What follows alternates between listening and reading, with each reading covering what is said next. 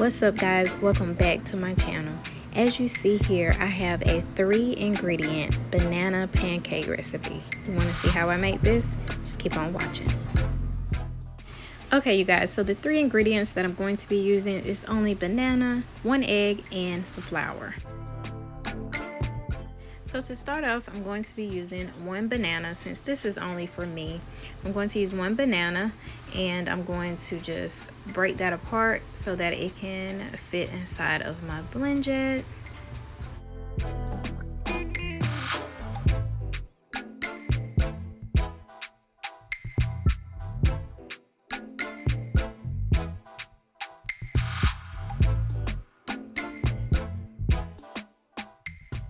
Next, I'm just going to add 1 egg to the blender.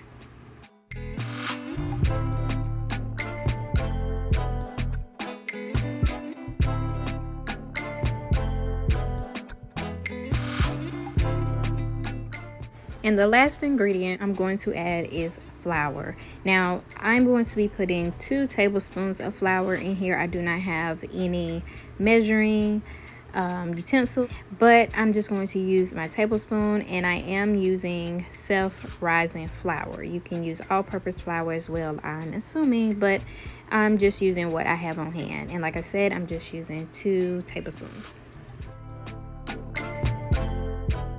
So now that I have all of my ingredients in there, what I'm going to do is hit the blending button and get it blending. Now, since this doesn't have as much liquid in it, what I'm going to have to do, or what you see right here, is me kind of just giving it a good shake, just shaking it up a little bit so that the banana can move around and so that it can get blended well. But as you see, once I do that, shake it, shake, shake, shake, just shake, shake, shake just a little, and it still blends. And while it's blending, as you see, it's starting to come together.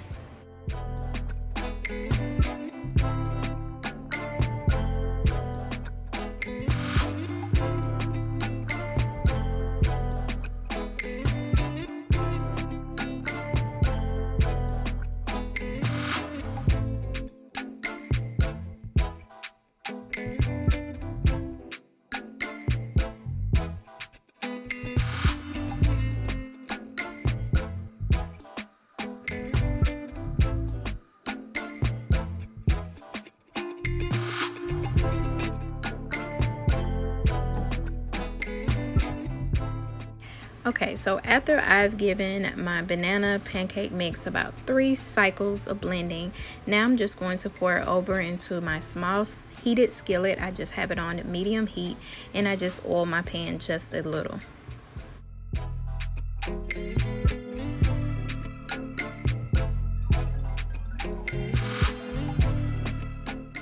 So after about 1 to 2 minutes, I flip my pancake over.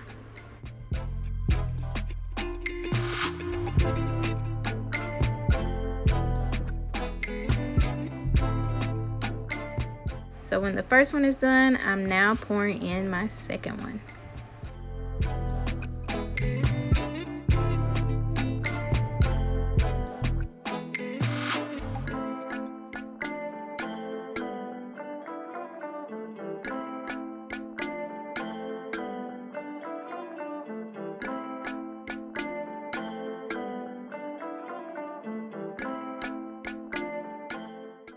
So I had just a little bit of pancake mixture left, so I'm just going to pour that in there so that way I can have 3.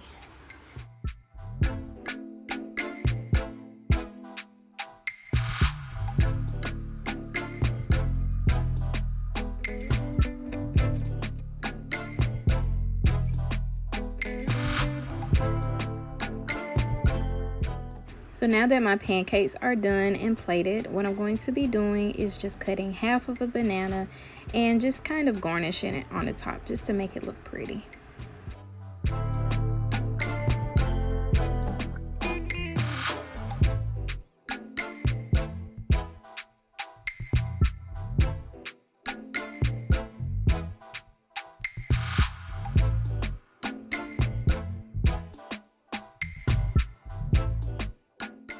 Next, I'm going to add just a little bit of cinnamon on top. What's banana pancakes without some cinnamon?